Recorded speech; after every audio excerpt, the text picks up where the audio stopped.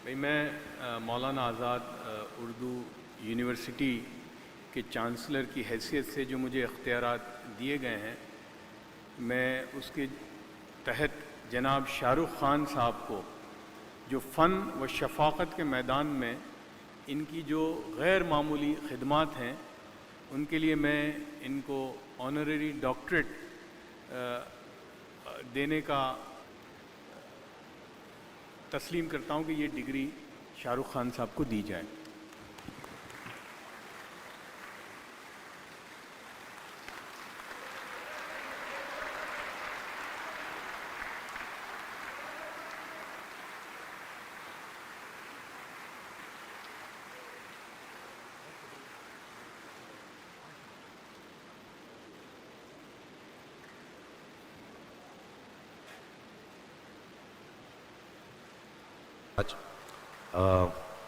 सबसे पहले तो मौलाना आज़ाद नेशनल उर्दू यूनिवर्सिटी का बहुत बहुत शुक्रिया। ज़फ़र साहब आपका बहुत शुक्रिया, परवेज़ साहब आपका बहुत शुक्रिया, जितने फैकल्टी मेंबर्स यहाँ पर हैं, जितने स्टूडेंट्स यहाँ पर हैं, जितना स्टाफ पूरी यूनिवर्सिटी का है। क्योंकि मुझे मालूम नहीं कि मैं इस ऑनर के काबिल हूँ या नहीं, लेकिन अब आपने दे ही दिया है तो मैं बहुत खुश हूँ।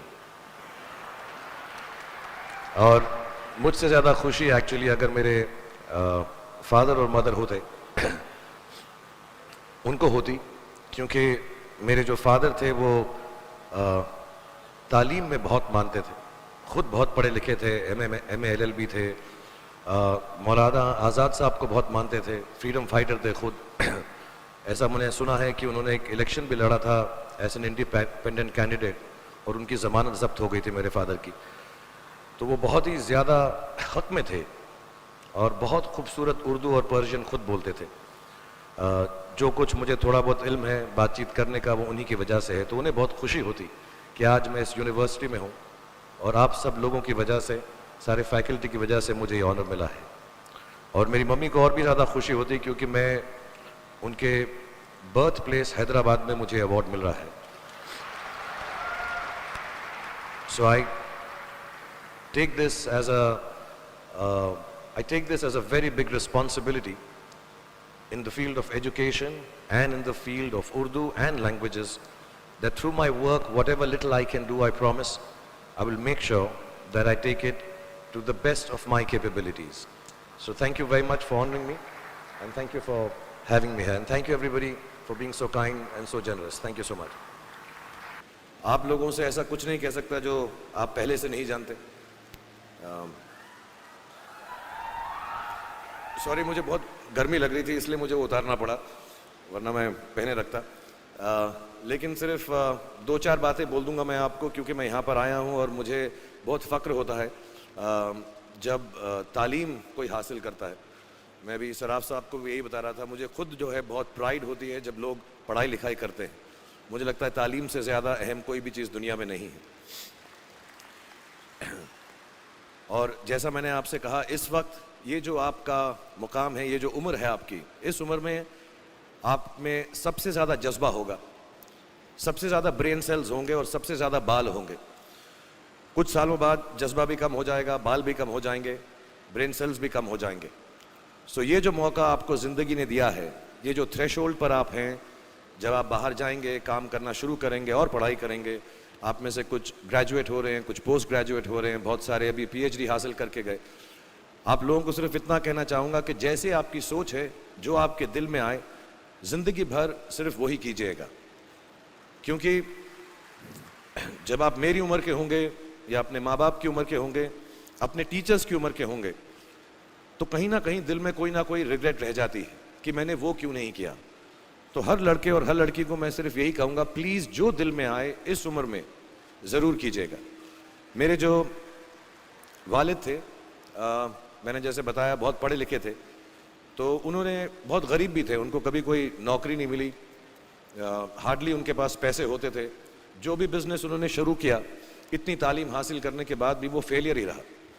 लेकिन उन्होंने बहुत प्यार दिया, और क्योंकि उनके पास पैसे नहीं होते थे तो मेरे हर जन्मदिन पे अपनी कोई पुरानी चीज़ मुझको दे दिया करते थे। तो पहली पुरानी चीज़ जो, और बहुत बड़ा चढ़ा के उर्दू में अच्छे अच्छे अल्फाज यूज़ करके मुझे इम्प्रेस करते थे कि बहुत अच्छा प्रेजेंट दिया है मुझको। तो वो मुझे पहली चीज़ उन्होंने मुझे, ये मैं हर जगह पर बोलता हूँ, स्कूल के बच्चों के फंक्शन पे, येल यूनिवर्सिटी में, एडिनबरा में, क्योंकि आप लोग सब अपनी लाइफ के उस थ्रेशोल्ड पे हैं जहाँ से आपको कामयाबी हासिल करनी है इंशाल्लाह। सो पहली चीज़ जो उन्होंने मुझे दी थी, उन्होंने मुझे अपना शतरंज का सेट दिया था, टूटा फूटा सा। वो शतरंज हर रोज़ खेलते थे। हनुमान मंदिर के जो हेड प्रीस्ट थे, पंडित थे, उनके साथ रात को जाके मेरे वालिद जो हैं शतरंज खेलते थे। और उन्होंने मुझे कहा कि शतरंज से आप ज़िंदगी के बारे में बहुत कुछ चीज़ें सीख सकते हैं। पहली ये कि कोऑपरेशन और साथ मिलजुल कर काम कैसे करना है। दूसरी ये कि ज़िंदगी में आगे बढ़ने के लिए कभी कभी पीछे भी हटना पड़ता है। तीसरी ये कि जो छोटे लोग होते हैं, जो आप समझते हैं, कई लोग ऐसी बात मानते हैं, जो पॉन्स होते हैं, जो प्यादे होते हैं, उनकी सबसे ज़्यादा इज्जत करना ज़िंदगी के अंदर। कोई भी इंसान छोटा नहीं होता, हमेशा हमेशा ज़िंदगी में काम आता है। और कामयाबी हासिल करने के लिए आखिरी बात शतरंज ये सिखाती है हमको कि कभी कभी जिस चीज़ से सबसे ज़्यादा लगाव होता है, जैसे रानी से अमूमन हो जाता है, कभी कभी उसे भी सैक्रिफाइस करना पड़ता है आगे बढ़ने के लिए। दूसरी चीज़ जो उन्होंने मुझे दी, मेरे पास है वक्त, 2 मिनट बोल सकता हूँ मैं, सॉरी। दूसरी चीज़ जो उन्होंने मुझे दी थी, वो एक टाइपराइटर दिया था। आज के ज़माने में आई डोंट थिंक किसी को, बहुत सारे बच्चे होंगे यहाँ पे जिनको मालूम भी नहीं होगा टाइपराइटर कैसा लगता है। अब सब कंप्यूटर पे काम करते हैं।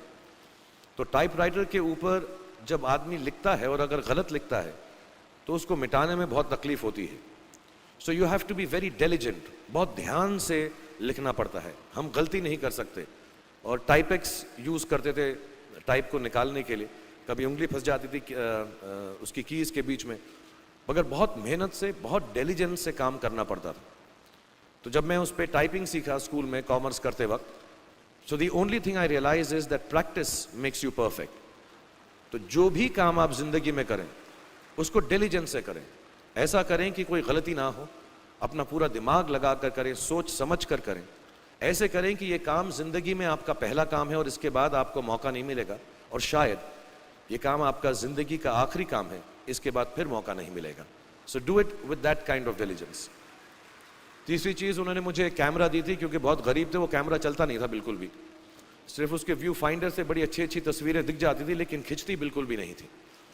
और इससे मुझे उन्होंने सीख दी कि जो हमारी क्रिएटिविटी होती है, हम जो भी, कभी कभी हमारी हॉबी होती है, कभी कभी हमारा उससे प्यार होता है, लेकिन हम उसको अपनी नौकरी नहीं बना सकते, अपना काम नहीं बना सकते। बहुत कम लोग ऐसे फॉर्चुनेट होते हैं जैसे मैं हूँ कि जो मेरी हॉबी थी, जिस चीज़ से मुझे प्यार था, कलाकारी से, एक्टिंग से, वो मेरा पेशा भी बन गया।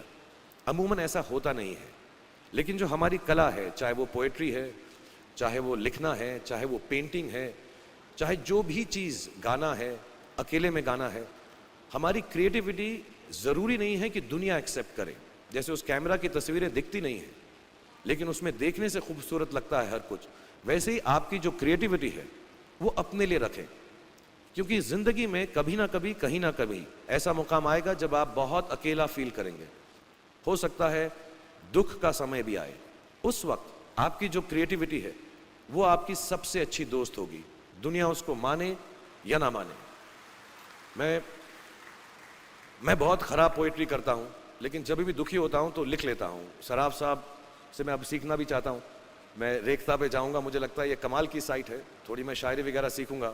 मेरी शायरी बहुत ख़राब है कि हमने तुम्हारी याद में रो रो के टब भर दिए, वो आए और नहा कर चल दिए। इस लेवल की पोइट्री है। लेकिन जब दुख होता है, ये भी बैठकर जब लिखता हूँ तो बहुत दिल को शांति मिलती है।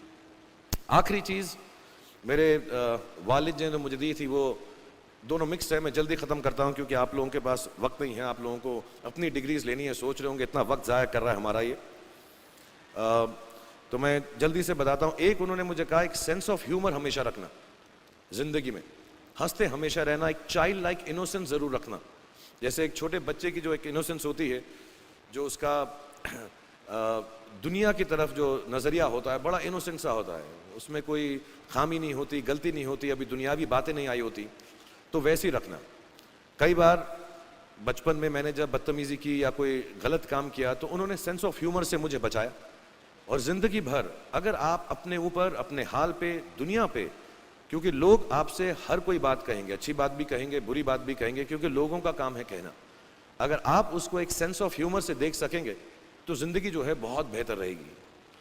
And last not the least, what my father gave me, what my mother gave me and what your parents have given you, आपके जो पेरेंट्स हैं जो आपको दिया है, वो सबसे बड़ी गिफ्ट है, गिफ्ट ऑफ लाइफ। जिंदगी की जो जिंदगी एक खुद ही सबसे बड़ा तोहफा है हमारी जिंदगी, और उसको वैसे ही ट्रीट कीजिए।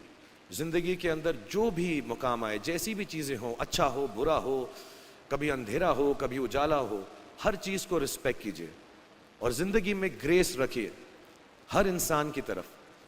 हर इंसान जो भी आपसे जो भी बात करेगा वो अपनी मुसीबत के हिसाब से करेगा, अपनी हैसियत के हिसाब से करेगा। कभी गलत बात भी बोलेगा, ऊंची बात भी बोलेगा। जब आप काम करेंगे, जब आप बड़ी बड़ी कंपनीज के अंदर नौकरी हासिल करेंगे, आपका हमेशा झगड़ा रहेगा, जो मेरा जूनियर है वो ऐसी बात करता है, मेरा सीनियर जो है ऐसी बात करता है। लेकिन सब जो हैं ज़िंदगी से जूझ रहे हैं, इस ज़िंदगी में कुछ बनने की कोशिश कर रहे हैं। सो वो ग्रेस जो है, वो लीवे जो है, हर किसी को दीजिएगा जो आपके साथी हैं, जो आपके साथ साथ काम कर रहे हैं, जो आपका साथ काम नहीं भी कर रहे और जो आपका साथ नहीं भी दे रहे। ग्रेस से बड़ी चीज़ आप ज़िंदगी को वापस नहीं लौटा सकते। ये 4-5 चीज़ें याद रखिएगा।